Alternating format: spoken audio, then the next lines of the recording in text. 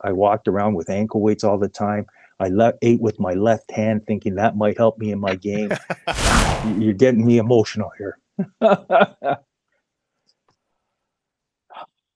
was many years ago too, and I still remember that. Frost may never have 5:30 in Milwaukee, and traditional time too, mostly blue. The sun is out. World of Korean sports with several international. For the most part, the NHL has been a white man's sport. 90% of NHLers are white. But my guest today is one of the first Asians ever to play in the NHL. He is a two-time Stanley Cup winner. My guest today is the one and only Jim Paek. Thank you, Jim, for taking time to join us today. Oh, thank you for having me. I think you should be my agent. So yeah, just promote me. It seems like it's been 100 years since I first played. So, but no, great being here. Great for having me on the show here. Thank you. Seems like 100 years to you. For me, it seems like just yesterday that I was watching you hoist the Stanley Cup. What do you remember about that first season? Because you basically joined a playoff race when you joined the Pittsburgh Penguins. You know, that was I still remember getting the call. I was in a small town out in BC. I was with Team Canada at that time. Team Canada had a full-time team, and I got the call from Craig Patrick, and I was jumping up and down, so excited, finally getting my chance to get up there to the NHL and watch the playoff run. And I knew on the depth chart, I was ninth on the depth chart. I wasn't going to play for D-man. Yeah. So, and you usually play six, or back then you played basically 4 or 5 guys. So, you know, so you just train hard. And I still remember to this day, and I use it all the time, Badger Bob going, Jim, keep a smile on your face, keep working hard. You never know what's going to happen. And sure enough, Paul Coffey gets hurt, Peter Taglianetti gets hurt, Ulf Samuelsson gets hurt. All of a sudden, I'm number 6 in playing against Washington series. So, you know, that really helped my preparation to play well. And to be prepared for that final playoff series against Washington. Do you remember your first game? And, you know, like you mentioned, you're ninth on the depth chart. You're there thinking, I'm not going to play anyways. How difficult is it to stay prepared, not really believing that you might get an opportunity to play, and then, you know, you are playing in a playoff series against a good Washington team? Oh, it's hard, because you want to be a part of the team, and you're pretty much isolated. You're on an island with the Black Aces, they call them, the Mushroom Club, and, you know, whatever you want to call them. But, you know, our little group of guys that didn't play, we were good friends, and we took advantage, worked hard every day, you know, and that's all we knew back then. We only knew hockey. What else are you going to do? You know, we're the Pittsburgh Penguins, and we're going for the Stanley Cup here, and you get to watch Mario Lemieux play hockey. So it was hard. It was hard to get motivated, knowing that you're not going to play. But, you know, those words from Badger Bob really helped to stay ready and to work hard, continue to work hard. Badger Bob would be Bob Johnson? Correct. Yeah. Correct. Okay. Bob Johnson. Yeah. Yeah. Rest his soul. Yes. Speaking of Mario Lemieux, I think without a doubt, everyone's memory of you, first and foremost, had to be the 2-on-1 goal that you scored in the Stanley Cup final with Mario Lemieux. What do you remember about that goal, and what were you thinking on the play? Okay. So I don't think you could write it any better. First NHL goal, assisted by Mario Lemieux, the world's greatest hockey player, and deking out. I had no. So here, I basically got caught out of position when you think about it. And so the defenseman, I went out to block the shot. He broke his stick. So the puck is laying there. And I think the score at that time was like 6-1 or something like that. And so I have the puck. I see Mario streaking. And I pass him the puck. And then should I go? Should I stay? Because back then I was known as defensive defenseman, whatever that means. But should I go? Should I stay? Let's go. So I go on a 2-on-1, but basically everybody's back checking towards Mario. I'm wide open. And then Mario passes me the puck. And then I think, Brian Hayward was the goalie at that time. He two-pad stacks, and I go around him and I put it in the net. Like, I don't remember it was just instinct, I guess, because I never do that. I never score goals. So to score a goal like that, but the thought process was, do I go? Do I stay? And let's go and score the goal. I think it was a 7-1, 8-1 win. That put the nail in the coffin, as Phil Bourque would say. And but assisted by Mario, and I got the puck, and I still have the puck in a little case at home. And what a great moment for me. How surprised were you that Mario passed that back to you? I mean, it was a correct play to make, but at the same time, you're kind of thinking, I mean, Mario could probably beat 3 people to just score on his own anyways. But how surprised was it when the puck actually came back your way? Well, I think I blanked out. I can't remember anything. I just getting the puck, doing this, and then going around him, and then, but for him to pass me the puck, man. And a nice move you made, because I think, a typical rookie would have shot it straight into the double stacked pads, but instead you actually go around and then slide it in. I mean, you had the presence of mind to do that in a moment that must have seemed, surreal. Oh, well, yeah. Then I think Badger Bob should have put me on the power play next time. I don't know, but season was over. It was one of those blessings from above to give me the eyes and the insight to put it in the net for my first NHL goal in the Stanley Cup Finals. And like I said, you can't write a story better than that. It was awesome. It was awesome. You got to play with Mario Lemieux for 4 seasons. What was he like as a player as well as a person? It seemed like as a player he could do whatever he wanted, and certainly made the difference of, Canada winning or Pittsburgh winning when it came to big games. Obviously, the superlatives are all out there. What was he like as a person as well? A lot of people don't know him. I love Mario. I think he's a fantastic person. Great father, great husband, and a great leader. Like, he really took care of his guys. He wasn't very vocal. He had Kevin Stevens and Bob Airy for that to talk in the room, but he showed it on the ice, and he always made sure off the ice that you're taken care of. Whatever you needed, he got it for you, and that's what I respect him, and I really admire his leadership and how he led the team, through all of his injuries and everything. Like, he came back.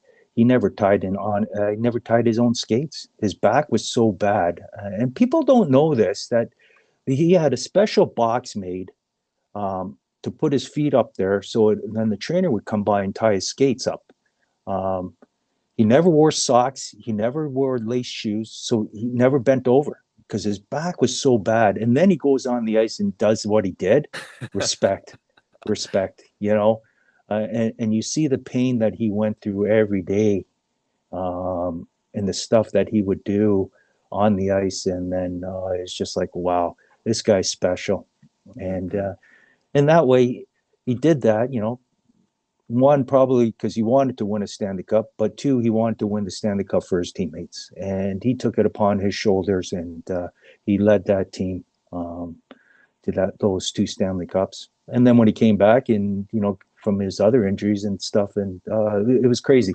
But he's such a special person, a special player. Yeah, really love the guy. Coming back from cancer treatment as well, right? So that certainly was tough. Yeah, very, very brave.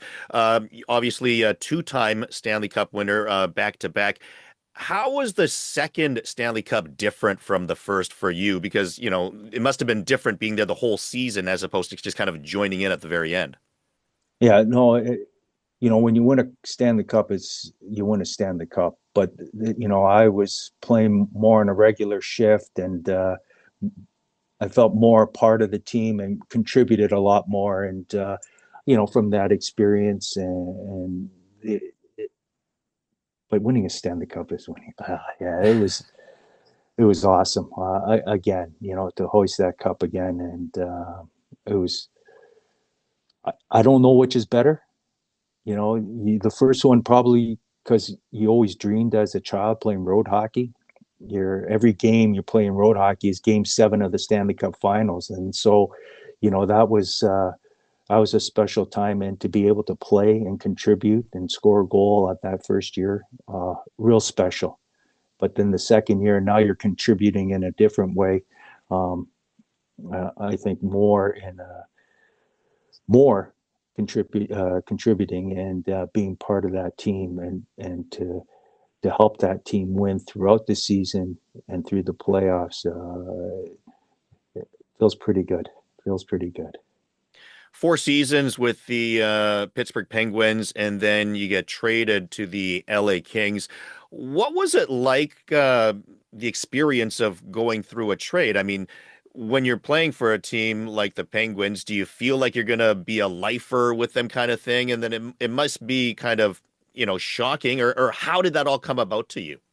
Well, it is shocking because you get drafted by the Penguins. You're in part of that organization for many years, so your loyalty is strong.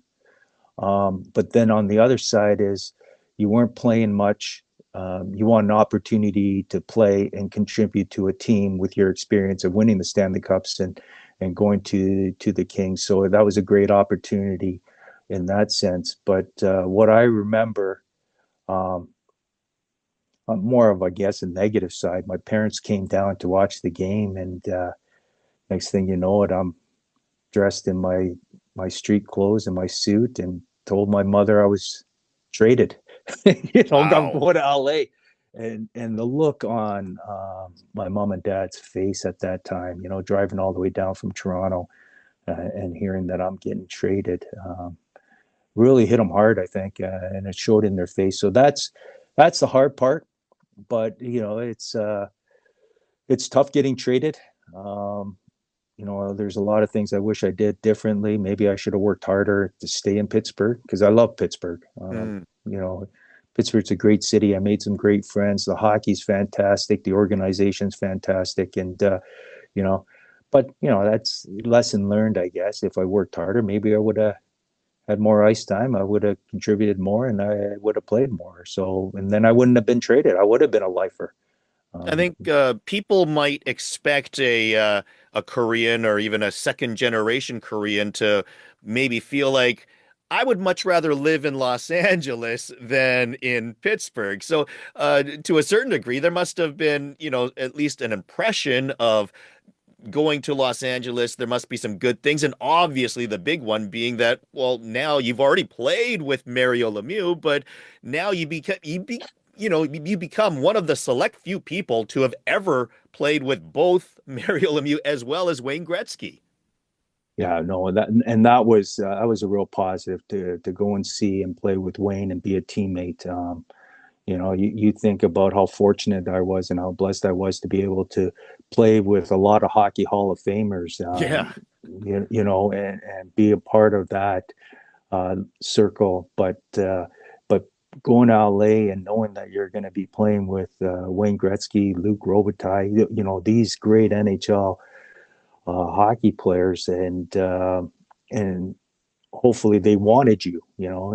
They traded for you and they wanted you. You weren't just a throw in or a package deal or anything like that. They wanted you to contribute and play. But it was a tough situation there. They weren't doing too well the year before. I think they went to the finals, and then they weren't faring very well. And it was a tough situation because you're fighting for a playoff spot and you're losing games. So it was hard. It was hard to do that trade when you look back at Pittsburgh and they're on their way again to winning Stanley Cups. And but it was a great experience. I don't know, great experience, but it was an experience to have and to understand the business of the game, the ups and downs as a player, and what you have to overcome and persevere. obviously you played, much longer and probably are much closer to Mario Lemieux than Wayne Gretzky. So I'm not going to ask you who's better or anything like that, but how are they different? I mean, you have two of the greatest, most talented players of all time, but I think to most hockey people, they would look at them and say, yeah, but they're very different. What was your perception of how they were different? Well, first, they're both great leaders on the both of what they do well is they're great leaders. They take the game to heart. Differently, Mario plays by himself. He can win a hockey game by himself. That's what I saw. I think there's a game where he scored five different ways: penalty shot, shorthanded, power play, 5-on-5, and empty net. Like who I does that? remember that. Yeah, who does that?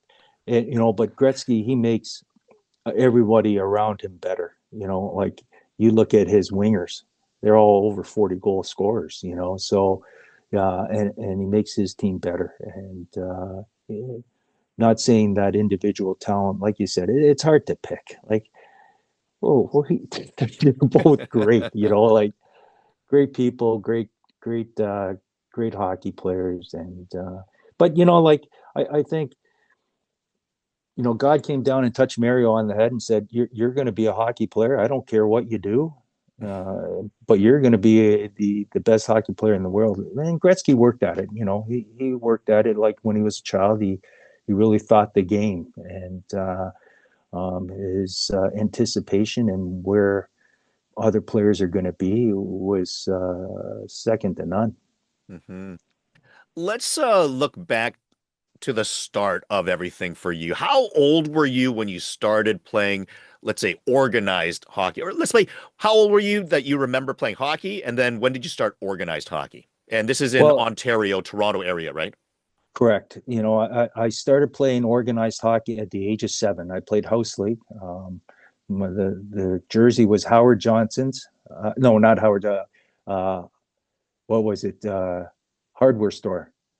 It was a hardware store that sponsored us. We got a jersey. So I scored. I couldn't skate, so the coach put me on defense. But that year, I scored 11 goals, and we won the house league that year. So Wow. that's what I remember from my first year 7, which is kind of late now. Kids are starting at such a young age now. Yeah. Maybe too young, but no, I started at 7, and then I progressed up that way. And um, I never play. I think it was 8 or 9 when I started to play that AA, AAA hockey. But for a couple of years there, I played the house league, and then the next year was EHA, which is the Etobicoke Hockey Association, which is kind of another club thing, and then played double A. At that time, they didn't have major or triple A, it was called. So, but Royal York Rangers was my next team growing up. And then I played for the Marlies, Toronto Marlboros. They had a club team, played all the way up, and then St. Mike's, and then drafted to and played in Oshawa. So, that was my minor league career, amateur hockey in a nutshell, I guess. What was the biggest jump for you? Like at what age did you go from, oh, I'm playing hockey with my friends to, oh, like I'm pretty good and this could become something?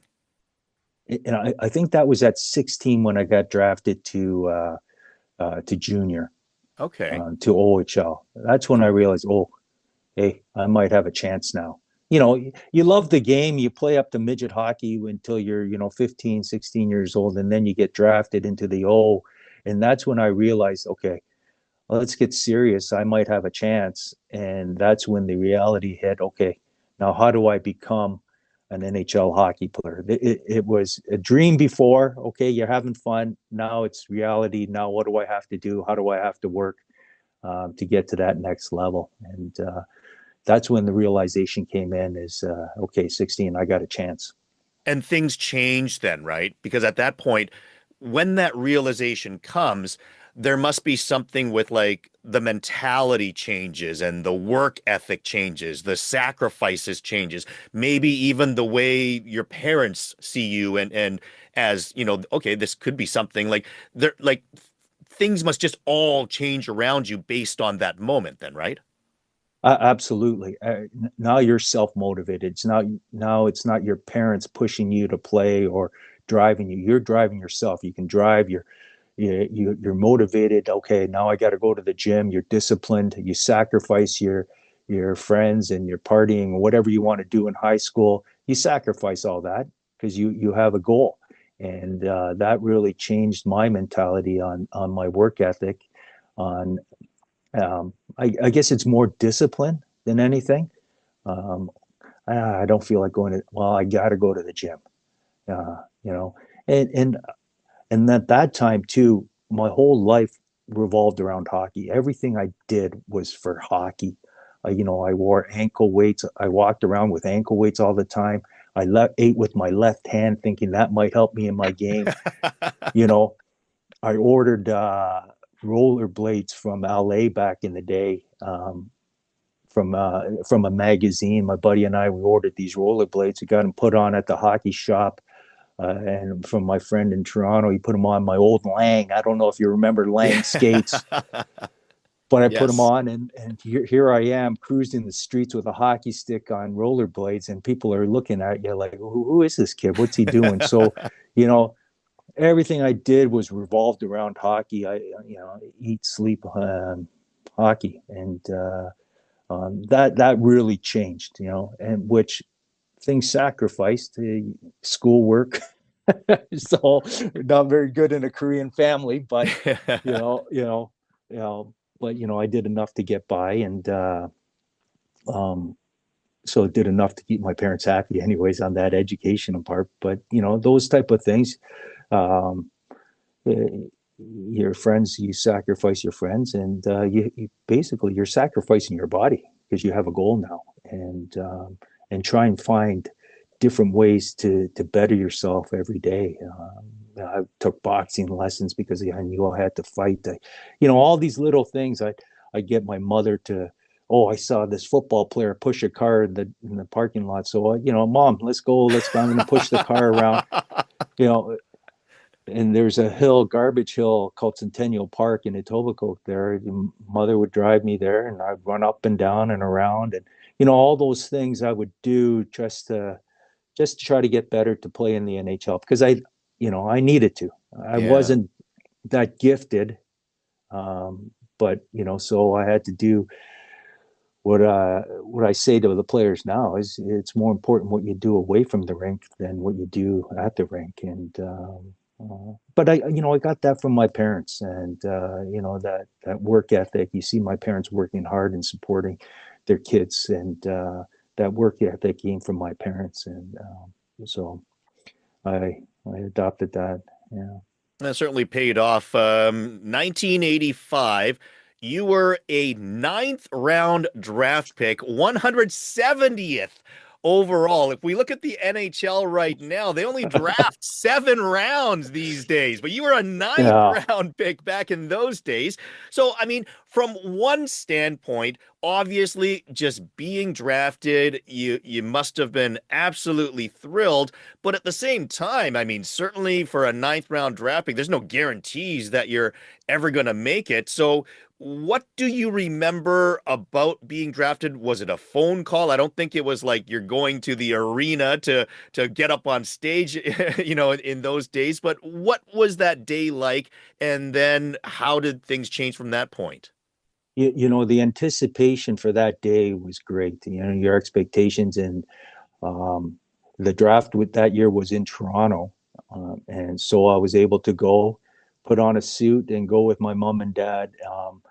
There was rumors that Vancouver would pick me up in the fifth round and things like that. So, you know, and for the most exciting part of your life that day, each round goes by, and then your heart just sinks. Like, am I going to get drafted? Was my dream. And then all your buddies are going, and just like slowly, the face and the color in your face goes, and it's just like, oh. And then they call your name, and then it's just like, I'm drafted. So you were So there at the yeah, arena when you were drafted. it was pretty empty, but at that time. But I got my foot in the door, and like I said, I was never given anything in my life. Everything I had to work for, so I understood that. And but this is an opportunity, and the education and the development I got going back to junior. Yeah, I got drafted, but what I learned in Oshawa, and to become a man and to become develop as a hockey player at that impressionable age was a great period of my life, and I owe so much respect to and help to my coach Paul Terrio. Bless his soul. He passed away with concussion syndromes and things like that too. He just but he was such a mentor, and in the organization with Sherry Bass in there, and John Humphreys, the owner. What a great organization and a great family to grow in and to learn at such an impressionable age. And because you're away from home now and you're on your own, you're independent at 16 years old. You got to live life, and you got to find the right path, and they really guide you and help you and make sure you go to school and still hold your hand, but I think that's a very important period in your life where you learn and develop. And um, I think a lot of people just forget about those things at that age. Just say, I want to be a hockey player. I want to be a hockey player. No, there's more to it. And that really helped me grow. It was an important part. So you bring up the Oshawa Generals, where you played your junior hockey, and you were actually there for at the time of the Bruce Melanson incident. He collapsed at the rink. Were you at the rink at that time? Like, what do you remember about that if you were there? Mm, you're getting me emotional here. That was many years ago, too. And I still remember that. I was out with an AC joint and injury. The players were on practice. I was down at the weight room trying to do rehab. And then I come back. I walk into the trainer's room, and there's Bruce laying and they shut the door on me. And that was the last I saw of Bruce. So, but, you know, he was a kid from out east, you know, And he was already drafted by the New York Islanders, I want to Islanders. say. Yeah, New Yeah. York Islanders. And, great guy. He was, older than me and a good veteran. And for something like that to happen, like you hear these things, but when you see it right in front of you and your teammate, yeah, it was tough. It was tough. And shortly But after, I mean, that Oshawa Generals team went to the Memorial Cup, right? Like, did something like that yeah, bring you guys closer together? absolutely. There's always a divine moment in a championship team, and granted, we didn't win the Memorial Cup, which is one of my, you know, I don't know, maybe selfish or kind of, I win the all these other trophies, but that Memorial Cup as a team captain escapes me, and I can't ever get that chance back. So, but anyhow, that did bring us back together. We had a reason to play for and get motivated for, and that team we ended up going into the finals and hosting the Memorial Cup at that time. And again, but again, to find the win out of that, great experience. Regrets, none. It was tough. It was one of those games. It's one of those like you experience nothing else like this, and but you just wanted it so badly, and you just fell a little short, which again, that's your expectation, right? So your high expectations, and so you're bound to fail sometime. But get it back up on your feet and go. And turned pro after that.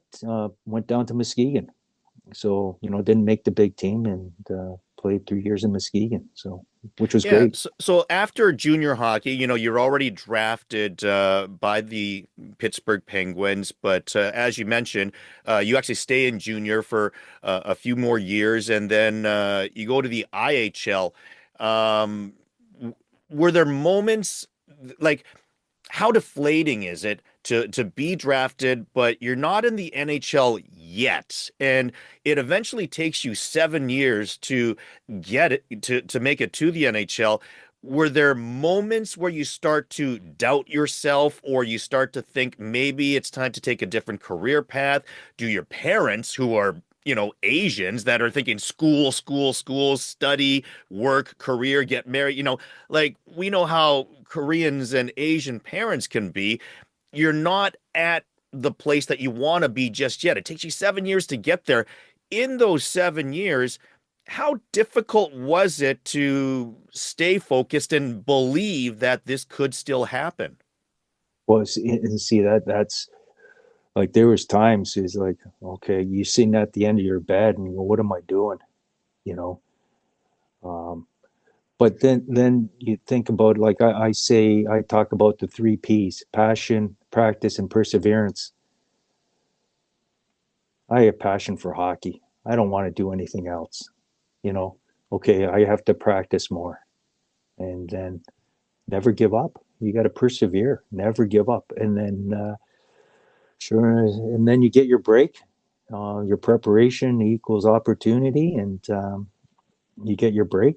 And all that preparation, all that hard work, it helped. So but that's a battle with I think every player. Like, what am I doing? Like when I first turned pro and I playing in the I down in Muskegon. Muskegon's a small town, and the first thing they told me is don't go to the right side of Business 31. That's a bad area. Like, whoa, and then your first game on the ice, it's right out of slap shot. Line brawls and bench brawls every night. Like, what am I doing? Is this hockey? What am I doing? Do you remember how And, much and money it, you were making in the IHL? peanuts. So Hmm. my first contract, but again, if I find the win in it, is I signed a contract. Hmm. So I got a ninth round draft pick. You're a professional ice hockey player.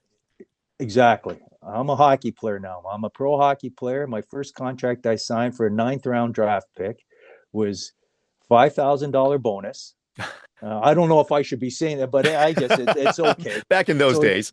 yeah, so it shows you how far hockey has come with the salaries and things like that. So $5,000 signing bonus, 40% taken off for taxes, 5% going to the agent. So you're basically left with nothing.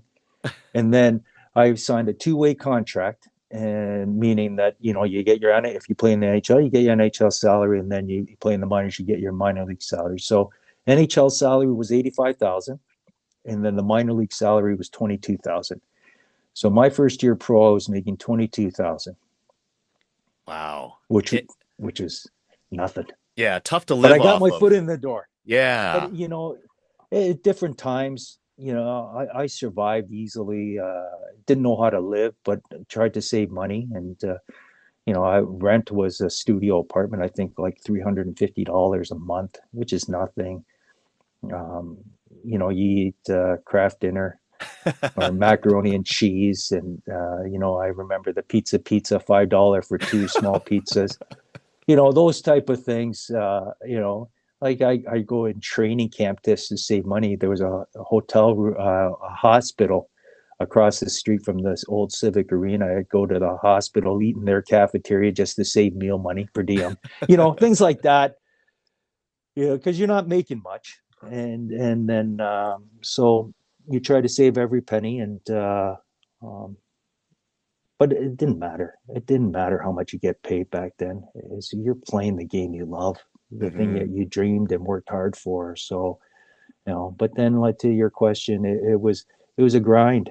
It was a grind but the saving grace is the team we had in Muskegon, we had great guys and a great team.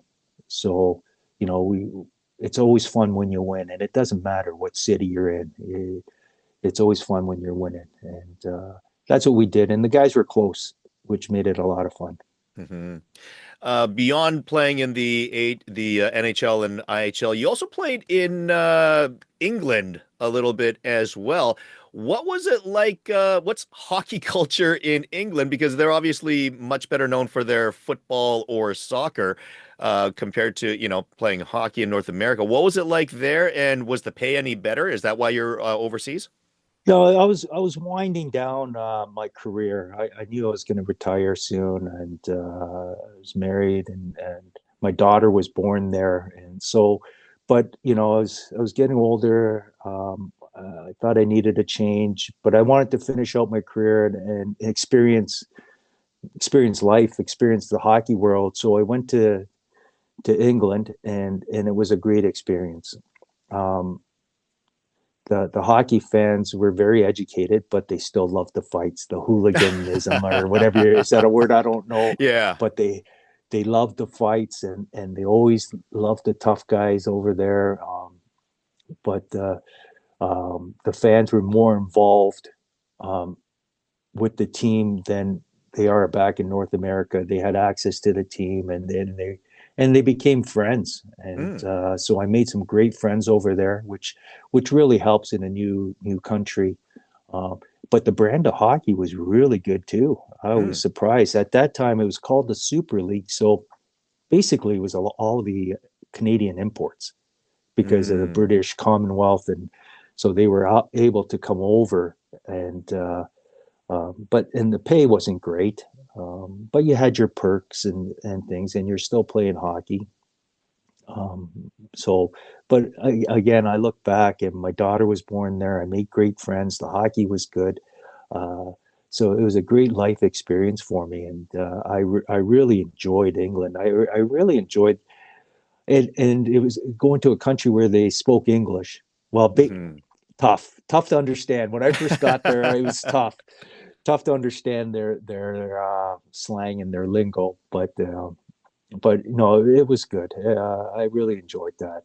I think that was a good way of uh, going out and retiring after that. How difficult is it when you're a professional athlete? You are accustomed to playing sports at a certain level, and as you age that day is going to come where eventually, you can't play the kids game forever. What's the thought process that goes into it? Is it sad? Is it exciting? Is it looking forward to the next stage? You're already looking at coaching, or like what was going through your mind at that time? And like, is it grasping at straws? I just want to play a little bit more. Like, what is it like? Well, when you play and you have a certain standard you want to play to. As I was getting older, I realized I wasn't meeting my standard. So you're not happy with the way you play. So you're miserable. So as I was a couple of years, I like, okay, what do I want to do? So I kind of started developing my coaching abilities and start player coach and those type of ideas. So after hockey, after I retire, I can set myself self up as a coach and teach the game. And so I started to do that. I went to Alaska, played in Anchorage for the Aces, and I think it was the WAPHL or something like that. I don't even know what league, but Butch Goring was there. I don't know if you remember Butch Goring From the back in the Islanders. Islanders. Yeah, Yeah. he was I, coaching there, so I went there to kind of learn from him as a mentor and still play hockey. But that kind of ran its course, and then I finished off the season in England and then came back. Daughter was born, played another season. Daughter was born, but having in my mind that okay, I know your standard's not there. You don't play the way you used to play. You don't work out the way you used to work out. Daughter was born, so different priorities. So life was changing, and that was going through my mind. But I went on my own terms. I wasn't forced out because of injury. I wasn't grasping on straws. Maybe I can play one more year, but I did what I did. I did accomplished a lot of things for a ninth round draft pick. I played for 16 years pro. Uh, and had a lot of great life experiences. And now it's time to move on and change gears here, and let's go to the next chapter in your life. And then I was very fortunate once I retired that I was able to get a job as a coach. And again, you got to start from the bottom and work your way up. And I'm very grateful for Greg Ireland, who hired me as assistant coach in Grand Rapids to give me that opportunity. And to have a coaching career. And I'm truly grateful to him to get me started. And then part of that was being part of that Detroit Red Wing organization, which really developed me into a coach, and saw the game in a different way with those different coaches, like the coach now, Tom McClellan in Detroit. He was a great guy to learn from. Jake Woodcroft was there, as a video coach, and he turned into a good NHL coach. Mike Babcock, great man to learn from. He knew the game quite well, and but he's had some bad publicity over the last while, but you've experienced some positive stuff from him. Yeah, I know. I learned a great deal from him, hockey wise. Personality wise, that's his personality, I guess. And that's the way he coaches. But and I guess it rubbed players the wrong way. But so you learn from that too. You see that happen, and you learn what not to do.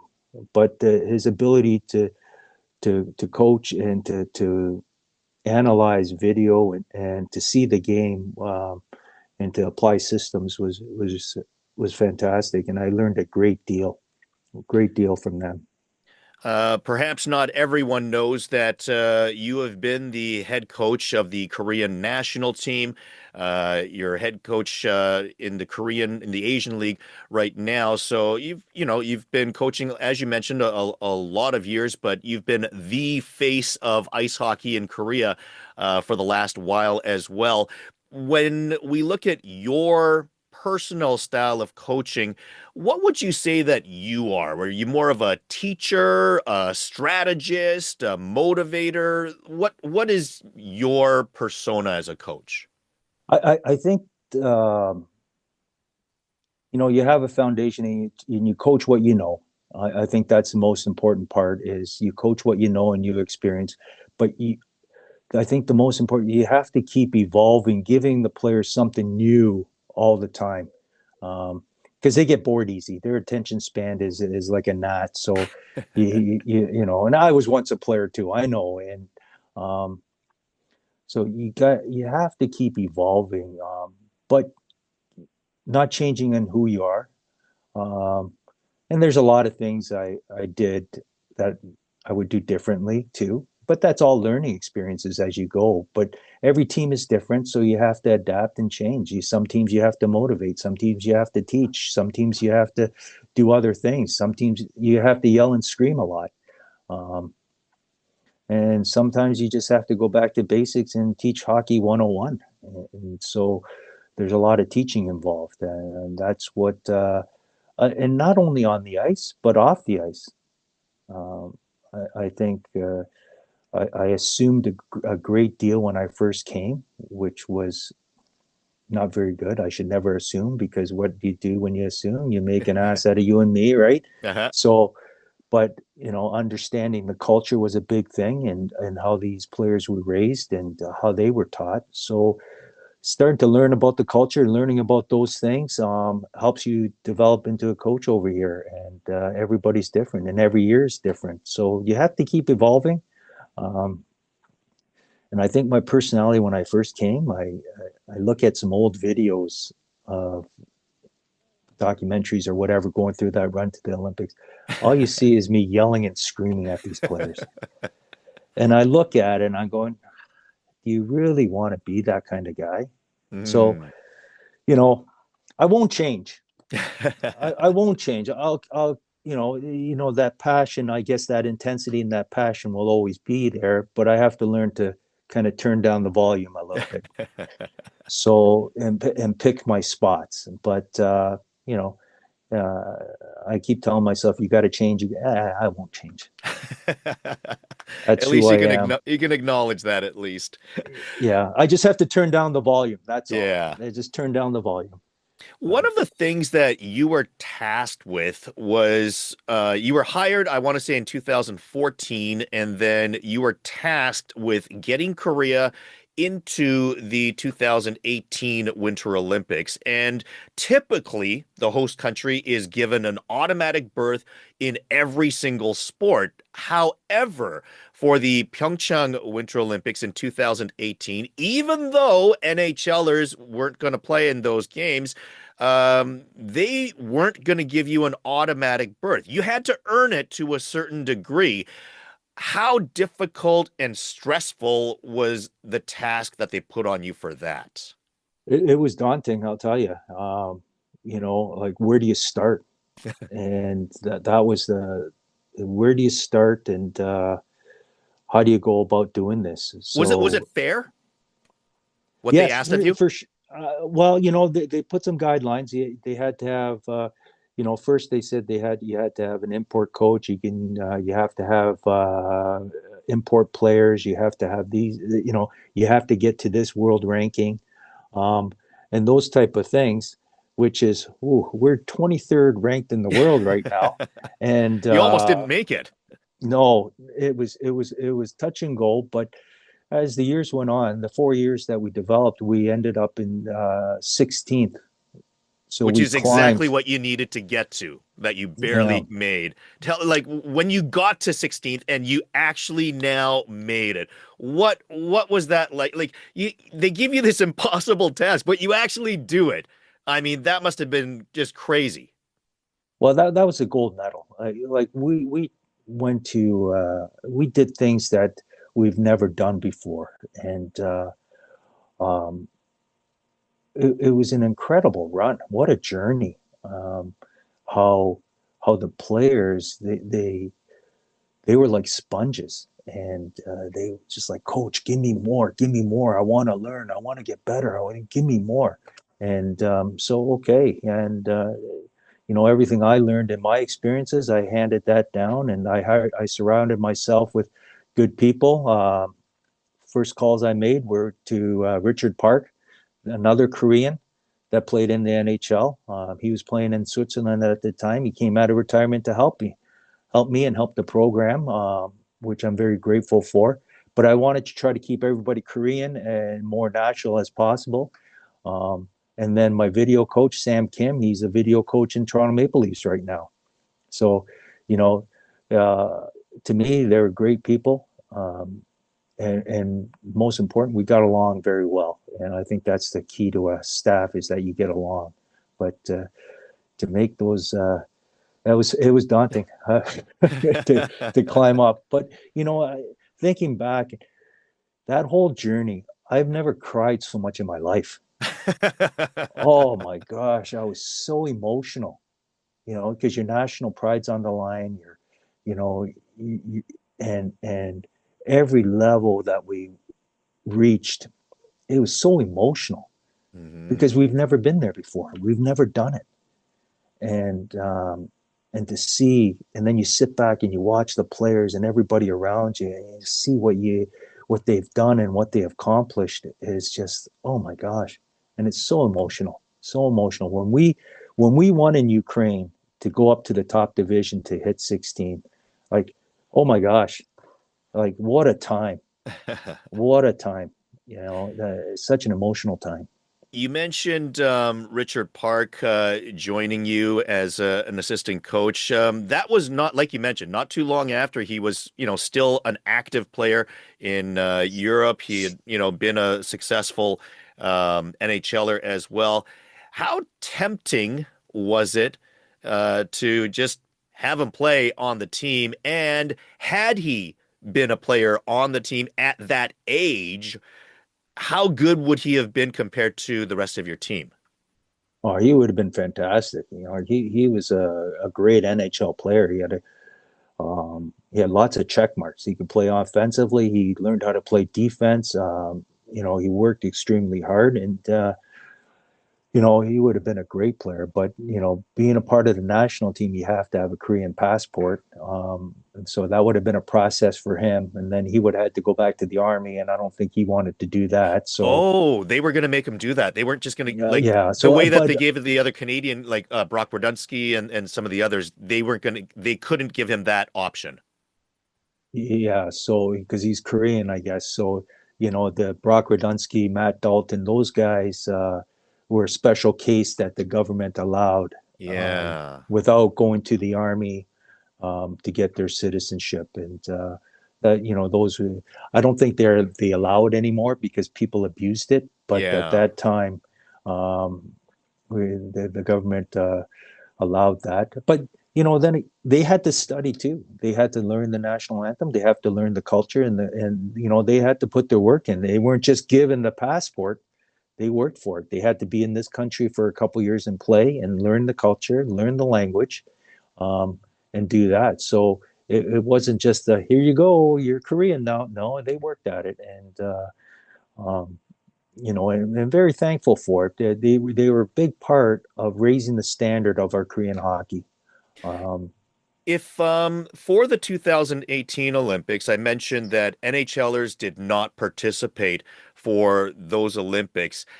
If the NHL did allow everyone to play, would you guys still have been allowed to, sneak in at 16, or would they have not allowed that based on the competition being stronger? I think we would have been able to come in for Okay. sure, So but the then scores, yeah. the question would be then, how did you feel, or how disappointed, or perhaps either way, how did you feel that NHLers didn't come or weren't coming to 2018 in Pyeongchang? It was, because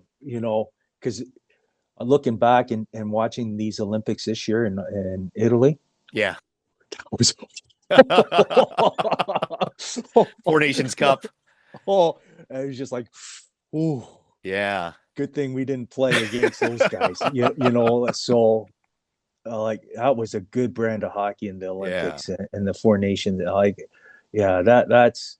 But we got a little taste of that when we went to the World Championships in Denmark. Mm. The NHL players were allowed to play then, and they came back and played. And I think we were in awe of these NHL players because we never really get to see them. And Yeah. what we see is what I see is, they score a goal and the guys on the bench are, oh, do you see that goal? Oh, good job. Like,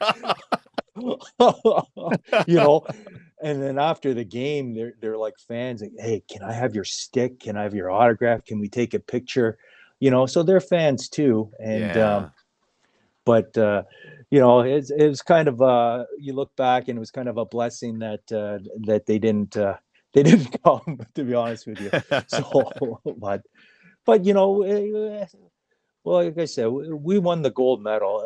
I don't care what anybody says. We didn't win a game or anything like, but we won the gold medal. To how far we came was incredible. How far these players sacrificed, how much they sacrificed, how much they got better, and you know, I put up my Korean guys against anybody any day. Looking back, after you won the Stanley Cup with the Pittsburgh Penguins, 91, 92, you actually took a bunch of Korean Canadian kids from Ontario, brought them to Korea to play in an ice hockey tournament way back then. So even at that point in your hockey career, like you still had an eye on Korea. It wasn't like, okay, I'm Canadian, I'm an NHLer, like I wish I was white. Like as a kid growing up, I had always wished I was white, right? There was like that thing that a lot of, I think, second generation Asians go through. But for you, after making the NHL, winning the Stanley Cup, the first thing you do is you take a bunch of Korean Canadians to Korea and to bring them, like, what was the thought process of that and how important was that to lead up to where you are today?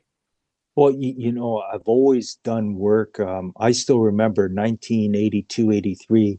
I was a player, as a middle school player, young kid, 13 years old, coming to Korea on that kind of same program. And so, but my heart has always been, I want to help Korea develop hockey. I'm Korean. I want to help develop hockey. Let's try to get them better, whatever I can do. So over the years, since '83, did hockey schools. They came to Toronto. I taught them on the ice. For all the way up to 2014, I was always involved some way or somehow, and always thinking of them.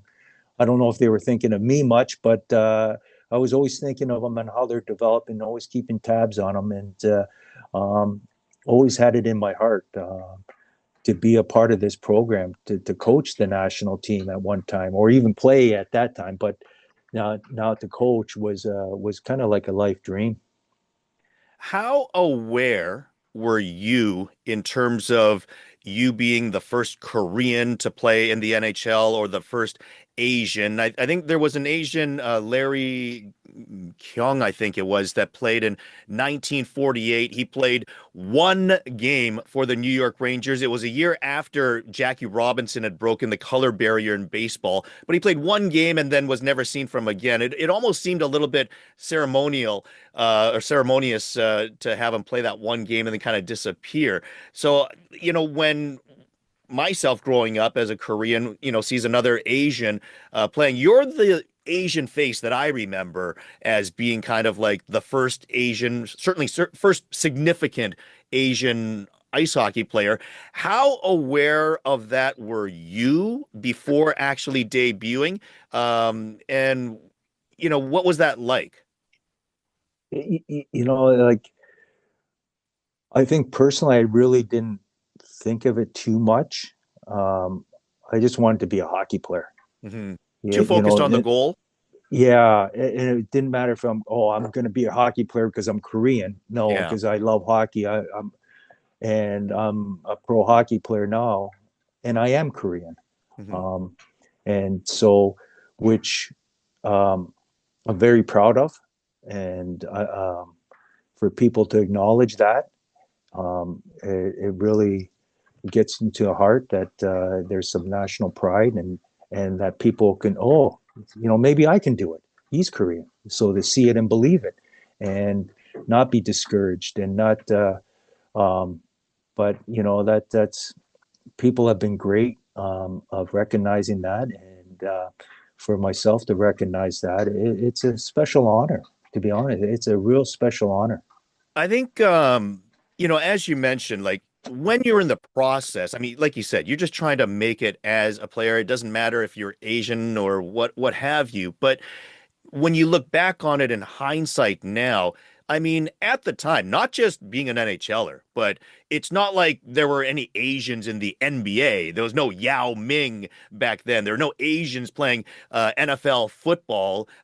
This is before there was, any Asians doing like Channel Park in the LA Dodgers, or, Ichiro Suzuki, certainly Shohei Ohtani. So, I mean, even like of the four major league sports, I mean, you're kind of like the first Asian to really break through. And even if you didn't really acknowledge it, or even if it didn't mean anything to you at the time, I mean, there's so many Asians growing up that would have seen you and said, look, Asians can be athletes too. Like, because as kids growing up, to not have a role model, to want to be an athlete, to want to be able to dream, but to not have an example of that. I mean, it can be difficult for Asian kids, and I think you maybe at the time didn't understand exactly the trail that you were blazing for so many young athletes, maybe even for like the Richard Parks of the world. I don't know if you ever spoke to him about maybe what you might have meant to someone like that growing up to become professional athletes someday. Yeah, that's like I said, it's a great honor, and to see the appreciation, and the people come like, I remember you as a kid, and I have your hockey card, and it, that it makes you feel really good. makes you feel really good. Um, to for them to see me in that light, it's just like, wow, you know, um, I don't know how to explain it, but it's nice. It really is nice. And then well, I didn't mean to do it that way. Like I just selfishly, I wanted to play hockey, but to have that importance, then now you're working a little harder.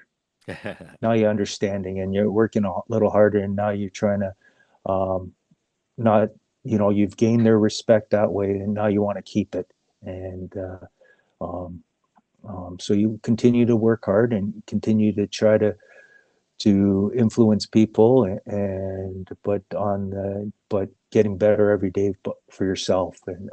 But again, that it really makes my heart warm when I hear people say, "Oh yeah, I remember you growing up," and yeah, it's like, "Oh, that's great. Thank you." Now that you're a coach and you motivate people, you teach people, you draw up strategy and stuff like that. If you go back on your path and your career to becoming a professional ice hockey player, are there things that you could look at and say, this is what I could have done different to have had, let's say, a little bit more of a significant career? Are there things that you can analyze on yourself and what you were already able to achieve? I do. I look back and yeah, through all the hard work and everything that the support from my parents and friends and all of that. But I look back, and the one thing is my entitlement. I wish I continued and not forgot how hard it was to get there. You win a Stanley Cup, you win another Stanley Cup. You're an NHL player. It's just like, hey, I'm an NHL player. Why am I not doing this? Why am I not getting this opportunity? Um, and forgetting, well, what did you do to get here? Mm, And forgetting that. And so, hey, I'm a snack. Oh, I don't need to go and work in the gym. Oh, it's okay. I'll go golfing. I'll do that. You know, so if I look back, that sense of entitlement, where I forgot what it took to get there. I wish I didn't forget that. And I think maybe I would have stayed a little longer. Who Rocky knows? Rocky 3. Have you seen the movie Rocky 3 with Clubber Which Lang, one was Mr. that? With The that one with was Mr. Clever T. Lang. Yeah, Mr. Yes, T. yes. Because he's the Big fan of champ, Rocky. and then yeah, he's a champ, and then he kind of takes it easy, gets some easy fights, and makes all this money, and then gets beat up, and he's got to really get back into the gym, and remember what Yeah, got him there to kind of do it all over again. Kind of yeah. reminds me And of then that's exactly it right there. yeah, So, but that's easier said than done, I yes, think. absolutely. Like, don't forget what got you there, Hmm. and that's easier said than done. So, but that's a great lesson for me. But I wish I got that back. Yeah. When you look at coaching in Korea, I remember Gus Hiddink, who coached the 2002 Korean national team to the semifinals.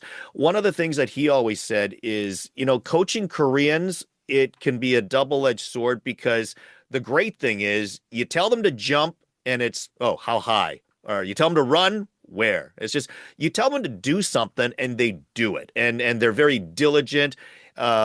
This is, of course, in '02. I don't know how your guys are with you in the modern age, but this is what it was like. However, the downside is they're not as good at being able to create things. So they take instruction well, but maybe their creativity isn't there. What were the frustrations or the benefits of coaching Koreans that you found when it comes to ice hockey?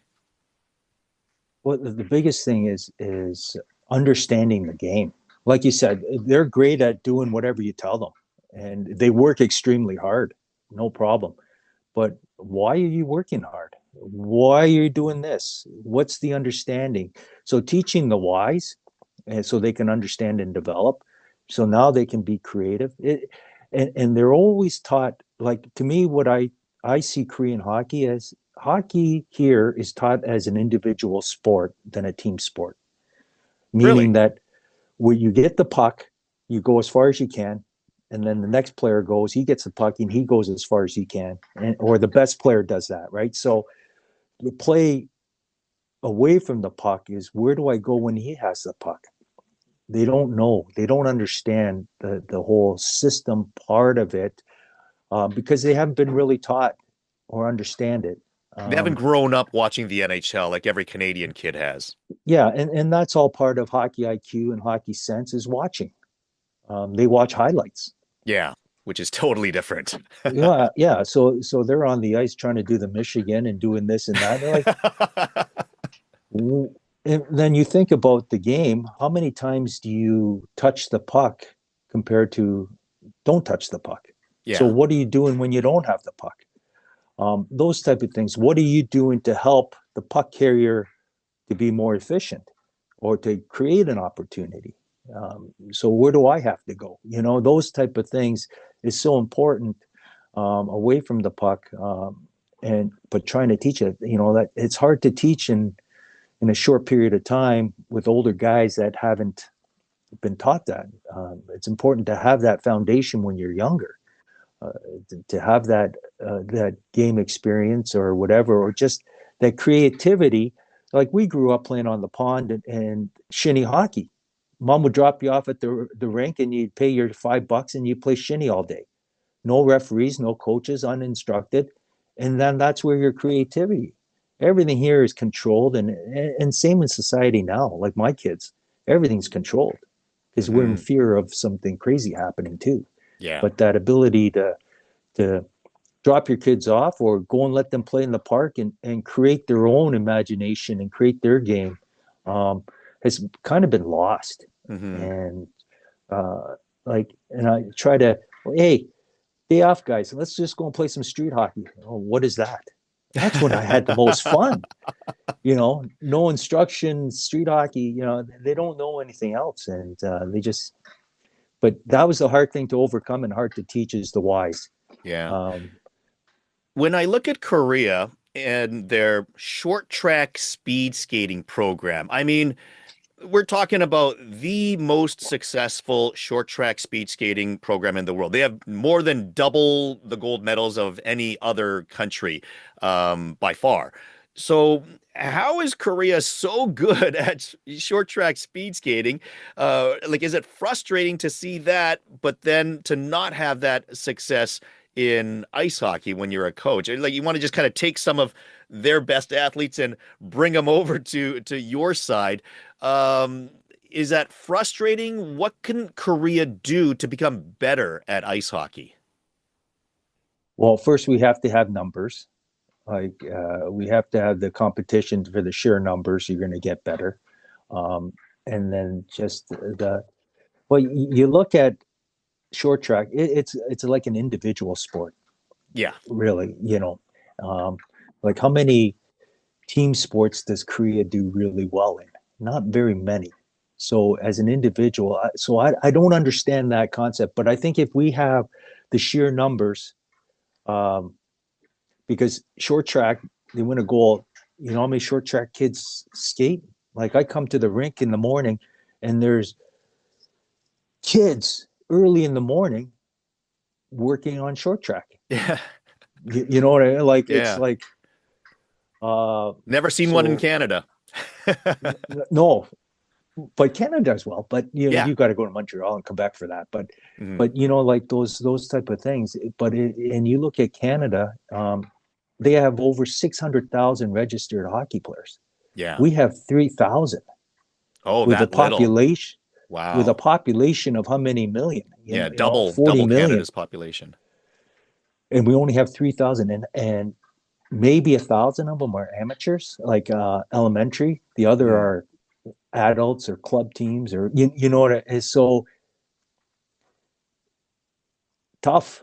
Yeah. Tough when you don't have the facilities, you don't have and also I think the biggest factor is because we're not a very popular sport. Everybody thinks it's a rich kid sport Yeah. because you have to be rich to play. Hmm. Uh, so, and because it's not popular, we don't get the natural athlete. Like Yes. I look at baseball players. They would be great hockey players. They're all over 6 foot. They would be a great hockey player, Yeah. but they're baseball, you know. I mean, even the arena that you guys play out of in Anyang, it's all, it seems like it's totally full all the time, but the arena's so small. Like, I feel like if you guys were playing in a bigger arena, drawing more eyes, bringing in more money, being able to promote the sport more. But I mean, is it too much to ask to be able to play in a bigger rink? Tough to find the land. Yeah. I mean, even just Tough to build. Mokdong Arena, because, they're doing figure Yeah. skating and short track speed skating events there, but to not be able to play ice hockey in the biggest spectator arena for an ice rink. And then you get the short track. They get uh, uh, priority over hockey. Yeah, So exactly. we don't get the ice time. We can't fill that rink, and that arena was built for hockey. Yeah. Actually, yeah, I don't know if you know the story. The Korean team beat North Korea, and the president said, "What do you want?" And they said, "We want a rink." So they built Mokdong Arena. So Oh. just by beating North Korea, so that was the story behind Mokdong Arena, which is Uh-huh. a nice facility. Yeah. A lot of people, and it's packed for that Korea University versus Yonsei University, one That's game a right. year. Yeongojeon. Yeah, so but that's packed for that. But we have I think when you have because it's such a non-popular sport within the residential people, because this is a public arena where we play out of, and you know the residents of this community are priority, Mhm. not the hockey team. Yeah. And so if they want public skating and if they want to get their exercise on the public skating time, they get priority Hmm. over us. So that's why we have to fight with them for our ice time. And I'm not used to that. We're always the back home, back in the States. We were always the number one tenant, Yeah, of and course. whatever we say, they oblige by. Hmm. But not here, because now the ice surface is different for figure skaters, for short track, and the temperature and everything. So it's a multiple use arena that we don't get precedent over. Yeah. So Very like, frustrating. yeah, oh, it is. But again, if it was bigger and we had more popularity, maybe that would have changed. But then again, it's tough when if one resident of this Anyang city says, "Hey, I want public skating," and it doesn't matter how popular, you know, ice hockey is, it wouldn't matter. Jim, I've noticed that you have a tendency to be humble and to downplay things, but I mean, just being totally honest, you've been, a hockey coach for 20 years now. You've played in the NHL, you've won multiple Stanley Cups. What's the difference between you as a coach right now and an NHL coach? Why can't you be an NHL coach? I keep asking myself that every day. So it's hard to say. It's just getting an opportunity. You know, it's hard for me to sell myself. I think that's one of my downfalls is I can't sell myself. I don't have the gift of the gab.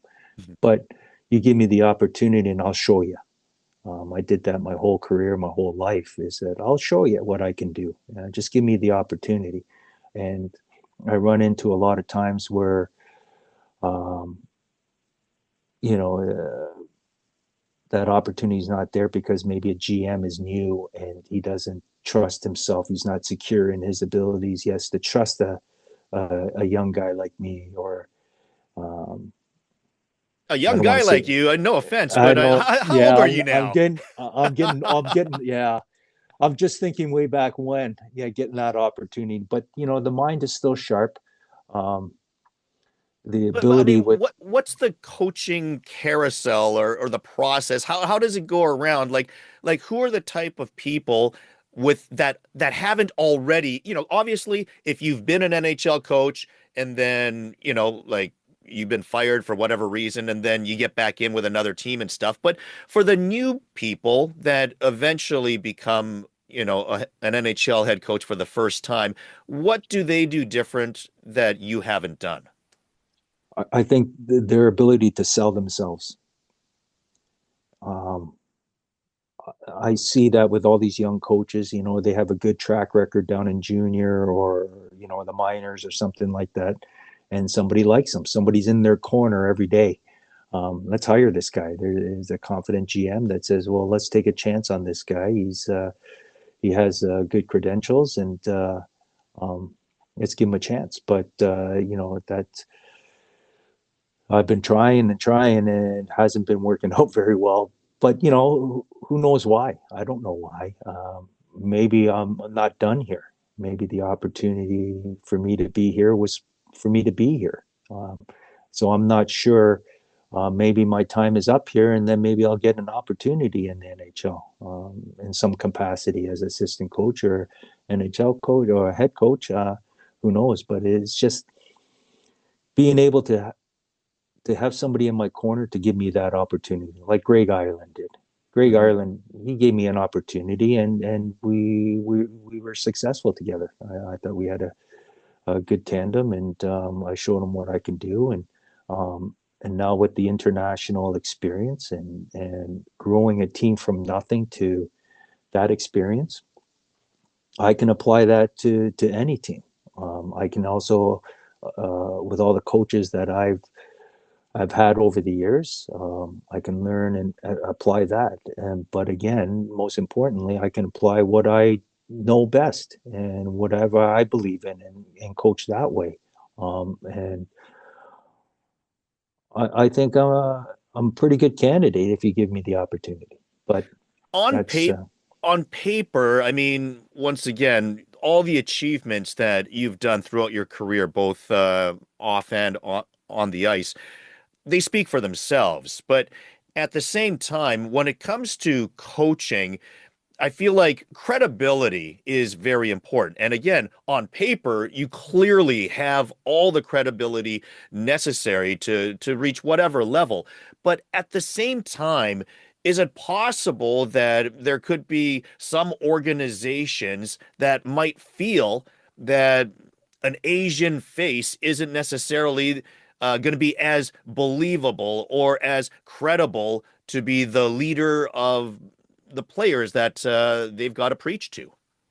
and that there could be some truth to that too. I hate to believe it, but that's the world we live in. That's a sport we have, right? So maybe that does factor in something.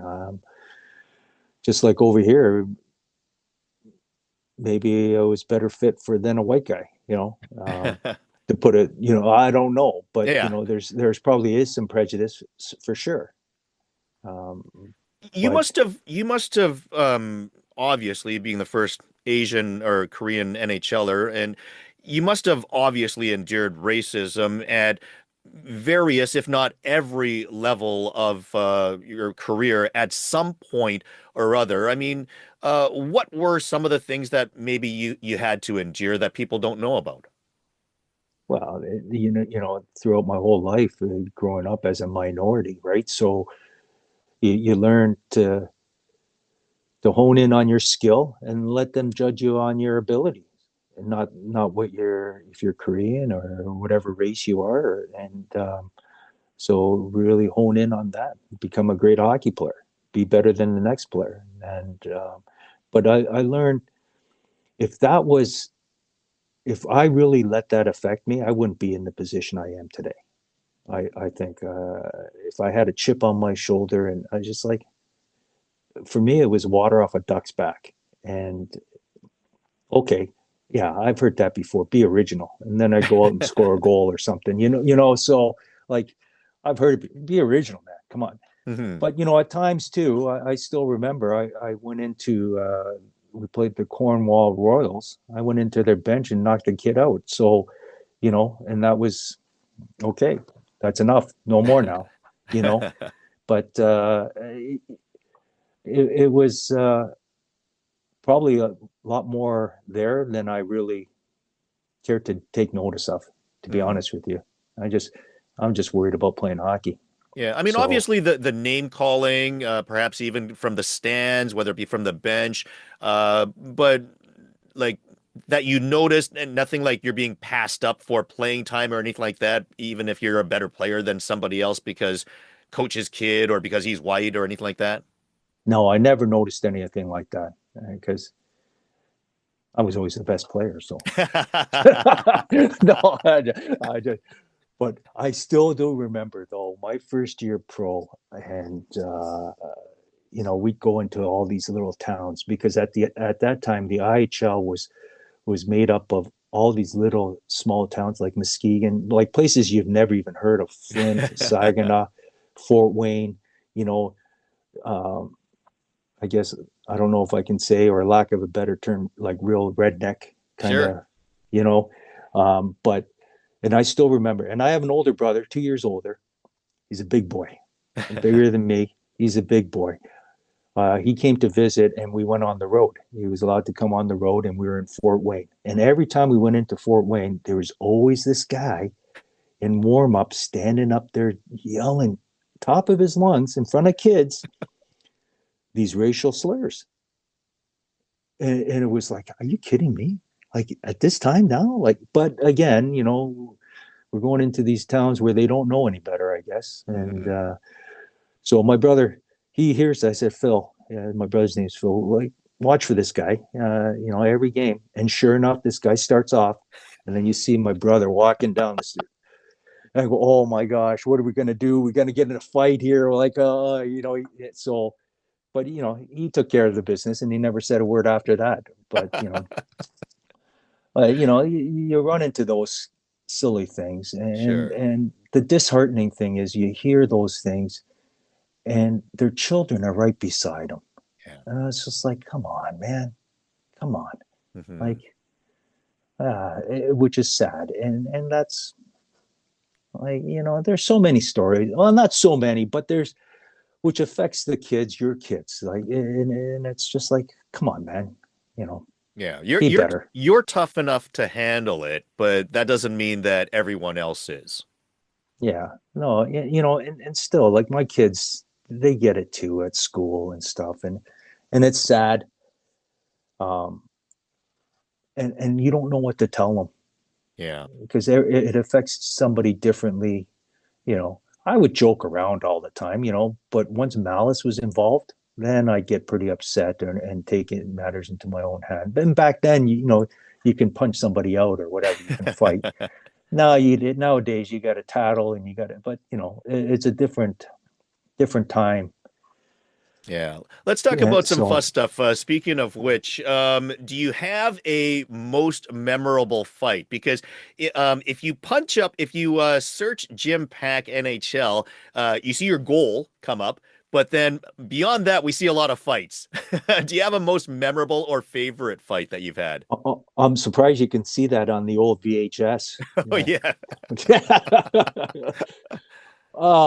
You know, I fought a lot in the minors. In the NHL, I didn't fight too much. A few fights here and there. Uh, what was his name? The guy for San Jose, Doty, Mm, Doty Woods. yeah. I played with him in England. He goes, Jim, I just got called up. I had to fight somebody. I just grabbed you. Like I wasn't even ready for it, but you know, uh, oh, you mean like I'm a tough guy? So, but I fought. I can't even remember the fights, but in the minors, I fought quite a bit, and I remember fighting. Well, I fought Tony Twist in the minors when he played for Peoria. That was Oh. the scariest fight I've ever had. Well, it wasn't much of a fight. He just dragged me around the ice. But I mean, I still if remember. you're a middleweight, he's a heavyweight. Oh, he's crazy. Like he's dangerous. Yeah. And I've never seen a guy punch so hard in my life. So there's a scrum in front of the net, and we're in Peoria on. Okay, everybody grabs, and I look. Oh, it's Tony Twist. And I could handle myself, but I can't handle Tony Twist, right? So I'm stretched out and I'm cocked like this, ready to go. And he's got his hand way down south here, ready to pull a haymaker. And he goes, "Do you want to go?" And I go, "No." And I threw a punch and I missed and I fell down. And then it was like he dragged me around the ice, body blow, and I'm just like, oh my gosh. Oh, Tony Twist. But but fighting those, like back then, there's like this guy called Kevin Evans in Kalamazoo. Hmm. He had over 600 minutes or something crazy like that. Whoa. Yeah, it's unheard of, right? Yeah. So I fought him. It was a 5-on-5. I get this guy and I fight him. Um, and for some reason I caught him with one, I guess, and then I cut him. So then you become a fan favorite, right? Because they love the fighting and you beat Yeah. up this guy, but you didn't really beat him up. You just, you never. But then that kind of gives you the confidence in. But it's not fun fighting. You only fight to protect your Yeah. teammates or stuff like that. And you know, uh, yeah, it was a different game back then. It was a different game. Certainly You know, was. you know, What's your most memorable interaction with a fan? You must have had a lot of different interactions, whether it be Asians or local people in Pittsburgh. the positive part where the fans in Pittsburgh, they were great. Like I've never had signs made for me, but they came in with big signs and posted them on the railing and uh, it had a Pac-Man, Jim Pack, uh, as Pac-Man, and until this day, that's kind of like my symbol, my logo. I use Ah. Pac-Man, and then they had all the teams in the division, me waka waka waka. So to me, that was fantastic. And then, born in Seoul, Korea, Jim Soul Man Pack, kind of thing, the Soul Man, Ah. right? So, the signs like that was really fun, and to have those made up Mm. instead of Mario or Yager or those guys that Yeah. always get the credit. And but that was the fans in Pittsburgh. They were fantastic. I love those guys. When you win the Stanley Cup, every member of the team gets to, take the Stanley Cup for like a few days or a week. What did you do when you had your turn with the Stanley Cup? Yeah, we just had a family party with friends, and it wasn't too creative, I guess. We had You didn't fill a it with t- soju. no, I should have, I should have, but we're a non-drinking family, so. But we did put some champagne in there and drink out of it, and had the friends and family come over into the neighborhoods up in north. Well, we moved up to Aurora at that time. Um, so we had and then I took it to Don Cherry had a restaurant. Um, so we took it to the Grapevine there, the Grapes restaurant, and for a little bit of show. And then, I had it in Pittsburgh with my second family. There was a family that kind of adopted me when I was 18, um, close friends, and took it to their house, and that's in Pittsburgh. So there's diehard Pittsburgh fans, and they had friends, and they came over. They're running up and down the street, so they had a blast. They had a great time. So that was pretty unoriginal, but we had a great time, and it was very memorable. And yeah, It's got to be one of the coolest things, like of the four major North American sports. I mean, the Stanley Cup, that's something special about the Stanley Cup that, there's only one. They don't make new ones each year for the winners. There's just one. It goes around and, the actual players that won it, they get to have a moment with it. And it just seems so cool. Whatever you do with it, the fact that, you got to keep it for a while. yeah, no, that's great. And when we won it, they didn't have the white glove service. So, yeah, Phil doesn't come around and carry the cup and kind of chaperones it. We had it on our own, and we did Hmm. whatever we wanted to do, and which was, I think that's why they have white glove service now Now. because what we did to the cup.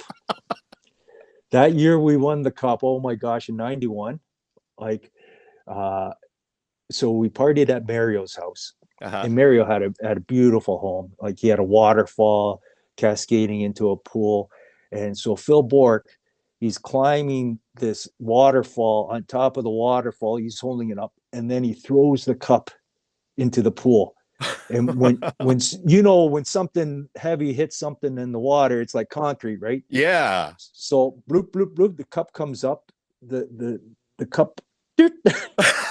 It's like, so if you look at the parade, so the cup fell off.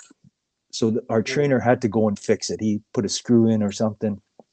But if you go Wow. back to pictures on our parade at Three Rivers Stadium, like back then it was Three Rivers Stadium where they played football and baseball at Yeah. the same time. There was a note on the inside the cup. Hold it from here, like don't So you hold the don't break ends. it. So if you see pictures, everybody's holding the cup up like this instead of like this. It's like this because it was very fragile, right? So yeah, we destroyed it, and but I think that was the reason for the white glove service. I'd like to think, anyways. So, Yeah. but Well, certainly a great experience. Okay, one last question I want to ask, and I don't know if you'll have anything interesting, but I'm just curious about. I remember, I want to say it's when you were coaching the national team, Kim Yeon-ah, the very famous figure skater, gold medalist from the Vancouver Olympics in 2010, was dating a national ice hockey team player. So that's all I know. But I was curious, how much attention did that draw to were there suddenly more fans watching your games? And what was it like knowing that Kim Yeon-ah was dating one of your players? Did you have to give a curfew to him? it was very secretive. It was very hush hush. Just this. They knew, but it wasn't really publicized. But the positive part, I got an autograph. I got to get me an autograph. So you know, but Did you it ever get to was meet her? no. I met her once at a different function, Okay. but for that, they kept it really private. They didn't because she was such the princess, right? Yeah. And so she never came down to the rinks or anything like that. She never, but so you never saw them together, and I always kept. Hey, he's still dating her. He's still dating her. There must have been But every player must have been he must have been the most talked to and popular guy on your hockey team. he's the most quiet and humble guy. Like he's Really? a great guy, great captain. You know, and what he did for the program and what he did for the team and what he did for me.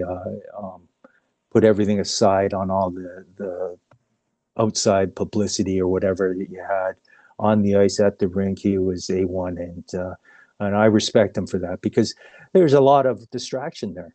Yeah, A absolutely. lot of distraction. So for him to come to the rink and perform and sacrifice for the team in the way he did, kudos to him, and I'm very proud of him for doing that, and I'm very thankful for him for doing that. And but that's I wish she would came around a little more and more involved, but it was so hush hush that no one really knew. So, but again, I got an autograph out of it. So There you go.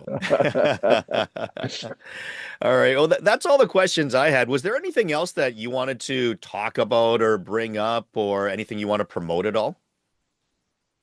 no, I just want to promote the game. Really, it's a great sport. Um, and who knows where the future lies, but hopefully our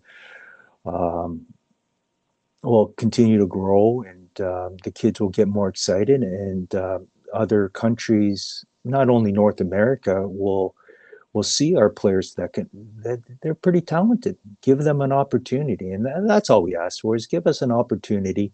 And as you see in the football arena, right? So like all those soccer players that went over, just give them an opportunity and they'll perform for you. And that's just like our kids.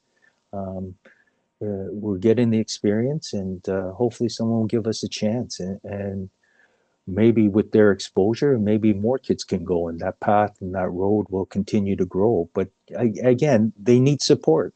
They need support from the Korean people, and they need support from our Korean government, and we need support from Koreans abroad. And that's one thing I'm very proud of as a Korean, is that we seek out each other and we support each other um, the way we should.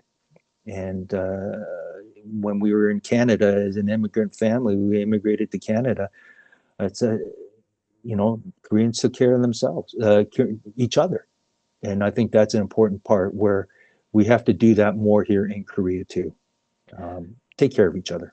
Yeah, well, I think also for people to succeed, especially in competitive careers like ice hockey, it's really important to have heroes and mentors and people to look up to that have blazed the trail for them before. And you've certainly provided that for so many Asians that dream to be professional athletes. So I'm sure everyone pays their respects to you. And I certainly do as well. I want to thank you so much for taking even more time today than I had Oh, it was originally fun. asked. So thank you so much for just you being you. No, I appreciate it. It was a lot of fun, and I love talking hockey. I'm here by myself all the time, so my family sacrifices and stayed back in the state, Kirogiappa, and so to talk hockey, I love talking hockey, and I love talking to you, Jason. Thank you so much, man. It's been fantastic. I appreciate it. Love you. Thank you so much. And if you enjoyed this, please do like the video, subscribe to the channel, leave your comments. So many great things, great stories that we got out of this. Share this video with your friends as well. And yeah, make sure you're subscribed so you know immediately the next time we've got another great guest like Jim Paek.